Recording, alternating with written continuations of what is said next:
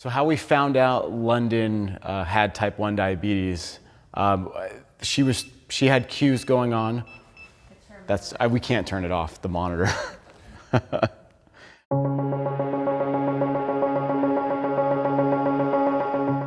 She had cues happening. She had the wet diapers at night, and then she actually was pretty far along having the Kussmaul respirations. And Adrian and I are both paramedics, so this is something that we probably should have picked up on a lot sooner.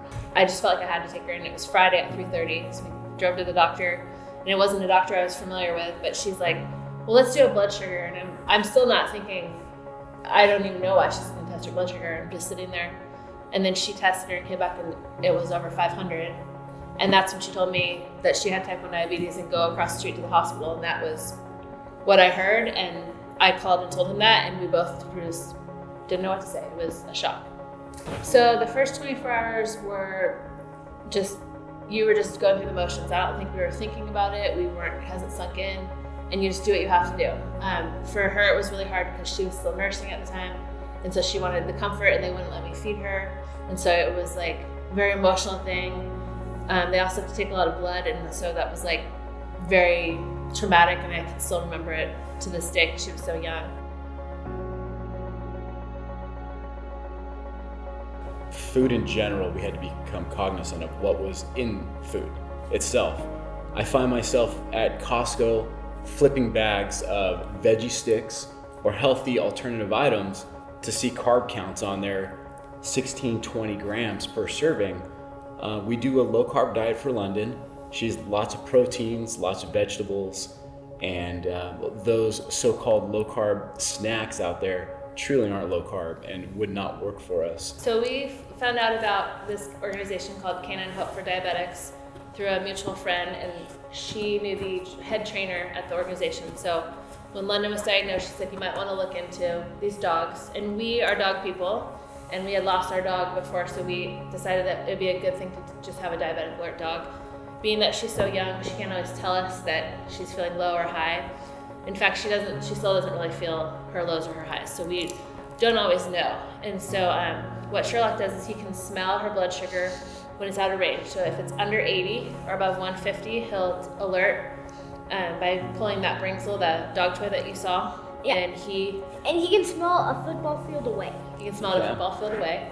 And so that allows us to treat her earlier than we would have. I would say for a new family is to take it one day at a time and find a support system. So we found a lot of families through JDRF and events like that we went to, and found similar people that had children the same age or had been diabetic for a long time. Living here in Temecula, we have found a huge support group of people that do have type 1 diabetes. The hospital that we were first at, one of the nurses lives in Temecula, and she has set us up with a family with a little girl, same age as London, and they're ballet buddies now. They come over and they do a lot of things together. They have the same pump, they have the same monitor, so it's good for London to have a support group like that.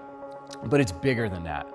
We have met people even in our neighborhood that have type 1 diabetes, and we had a bad batch of insulin a few months ago and reached out to this person, and in the middle of the night came over to give us insulin because they get it. There is a golf tournament coming up. It's through Roar Ranch, the neighborhood, and it's for JDRF to spread that awareness. And that's huge for us because people don't know what type 1 diabetes is. They think it's, oh, that person ate too much sugar and now their body can't handle it, which it really isn't. Type 1 and type 2 are very different. But by doing this golf tournament, people do ask questions. What is JDRF? What is type 1 diabetes? And by them learning that, they can pass the word on to other people they know and just grow.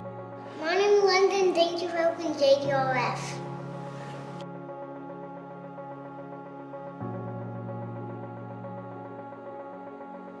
Hey, I'm Jason Young, broker and owner of Valley Homes and Estates, and I want to thank you for your interest in this year's RR Open supporting juvenile diabetes.